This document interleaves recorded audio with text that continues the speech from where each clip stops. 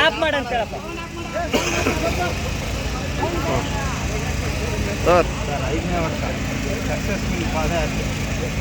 ನಮಗೆ ರೈತರ ವಿಚಾರದಲ್ಲಿ ಇವತ್ತು ಭಾಳಷ್ಟು ಸಂಕಷ್ಟದಲ್ಲಿದ್ದೀವಿ ನಾವು ಅದಕ್ಕಿಂತ ಮುಂಚೆಗೆ ನೀರಿನ ವಿಚಾರದಲ್ಲಿ LLCಲಿ ಭಾಳಷ್ಟು ರೈತರು ಅನುಭವಿಸ್ತಿದ್ದಾರೆ. ಈ ಪಾದಯಾತ್ರೆ ವ್ಯವಸ್ಥೆ ಮಾಡಿ LLCವರೆಗೆ ರೈತರಿಗೆ ಯಾವುದೇ ಒಂದು ಸಮಸ್ಯೆ ಇಲ್ಲ. ಹಾಗಾಗಿ ಕ್ಷೇತ್ರ ಸಂಪೂರ್ಣವಾಗಿ ಅಭಿವೃದ್ಧಿ ಅಂತ ಆಗ್ತಿದೆ. ಇಡೀ ಉತ್ತರ ಕರ್ನಾಟಕದಲ್ಲಿ ಬಂತು ಮತ್ತು ತಿರುಗೋಡಲ್ಲಿ ಒಂದು ಬೇರೆ ಲೆವೆಲ್ ಈಗಾಗಲೇ ರೆಡಿಯಾಗಿದೆ. ಹಾಗಾಗಿ ಬರೋ ದಿನಗಳಲ್ಲಿ ಅನೇಕ ಕೆಟ್ಟ ಮಾಡಕತ್ತೀವಿ. ಅದಾದಮೇಲೆ ಕಂಪ್ನಿ ಮತ್ತು ಕುರುವಳ್ಳಿ ಮತ್ತು ಎಮ್ಮಿನೂರ ಸಮಸ್ತಗೆ ಸುಖ ಸಂತೋಷ ನೆಮ್ಮದಿಯಾಗಿದ್ದು ಪೂರ್ಣವಾಗಿ ನೆಮ್ಮದಿಯಾಗಿತ್ತು. ಈ ನಿಟ್ಟಿನಲ್ಲಿ ಯಾರು ಕೂಡ ಗೊಂದಲ ಮತ್ತು ಯಾರು ಕೂಡ ಇಲ್ಲ. ಹಾಗಾಗಿ ಇವತ್ತೇನು ಆರ್ಥಿಕವಾಗಿ ಏನು ಬಡವರಿದ್ದಾರೆ ಅವರೆಲ್ಲರಿಗೂ ಕೂಡ ಒಳ್ಳೆಯದಾಗಿ ಪೇಟೆ ಬಸವೇಶ್ವರ, ಕುಂದೂರು ಬಸವೇಶ್ವರ, ನಮ್ಮ ಕ್ಷೇತ್ರದ ಎಲ್ಲ ಜನತೆಗೆ ಇವತ್ತು ನನ್ನ 2 ಬಾರಿ ಶಾಸಕನಾಗಿ ಅವ್ರು ಮಾಡಿದ್ದಾರೆ.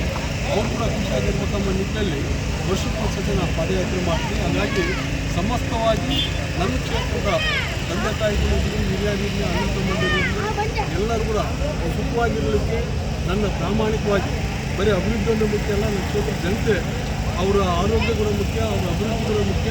ಹಾಗಾಗಿ ಅವ್ರಿಗೆಲ್ಲರಿಗೂ ಒಳ್ಳೆಯದಾಗುತ್ತೆ.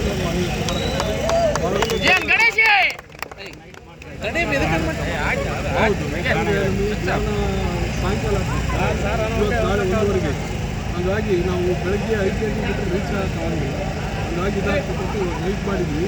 ಭವಿಷ್ಯದ ನೈಟ್ ಮಾಡೋದು ಒಳ್ಳೇದು ಅನಿಸ್ತದೆ. ಯಾಕಂದರೆ ಜನಗಳಿಗೆ ಯಾರಿಗೂ ತೊಂದರೆ ಆಗಲ್ಲ, ಟ್ರಾಫಿಕ್ ಆಗಲ್ಲ, ಇನ್ನೊಂದು ಯಾವುದೂ ಇರಲ್ಲ, ಭಾಳ ಪ್ರಶಾಂತವಾಗಿರ್ತದೆ. ಅನೇಕ ಜನ ಹೋಗೋಕೆ ಕೂಡ ಅನುಕೂಲ. ಒಬ್ಬ MLA 1 ಕ್ಷೇತ್ರದ ಉತ್ಸವ ಮಾಡ್ಬೋದು, 2 ಕ್ಷೇತ್ರದ ಉತ್ಸವ ಮಾಡಿ ಆ ಶಕ್ತಿ ತುಂಬಿದಂತೆ ನಮ್ಮ ಮೀಡಿಯಾದಾಗೆಲ್ಲ ಜನಗಳು ನಾನು ದೂರದಲ್ಲಿ ರೆಡಿಯಾಗಿ ಮಾಡಬೇಕಂದ್ರೆ ನಾನು ನನ್ನ ಕ್ಷೇತ್ರಕ್ಕೆ ಏನು ಮಾಡಿದ್ರೆ ತಂದು ಅವ್ರ ಋಣಾಂತ ತೀರ್ಸೋಕ್ಕಾಗಲ್ಲ. ಅವ್ರ ಋಣಾಂತ ನನ್ನ ಜೀವ ಪೂರ್ತಿ ತೀರ್ಸೋಕ್ಕಾಗಲ್ಲ.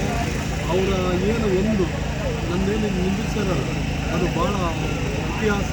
ಒಬ್ಬ ಸಾಮಾನ್ಯ ವ್ಯಕ್ತಿನ ಈ ಮಟ್ಟಕ್ಕೆ ಬೆಳೆಸಾರಲ್ಲ ಆ ಋಣಾಂತ ಈ 2 ಉತ್ಸವದಿಂದ ಇಡೀ ಕರ್ನಾಟಕಕ್ಕೆ ನೀವು ಪವರ್ಫುಲ್ ಆಗಿಬಿಟ್ರಿ. ಈ ಕ್ಷೇತ್ರಕ್ಕೆ ಉತ್ಸವ ಮಾಡಿದ ಮೇಲೆ ನೀವು ಅಭಿವೃದ್ಧಿ ವಿಚಾರದಾಗ ನೋಡಿರಿ, ರೈತರ ವಿಚಾರದಾಗಿರಲಿ, ಸಂತೋಷ ಪಡುವಂಥ ವಿಚಾರದಲ್ಲಿ ನಾನು ಫೋನ್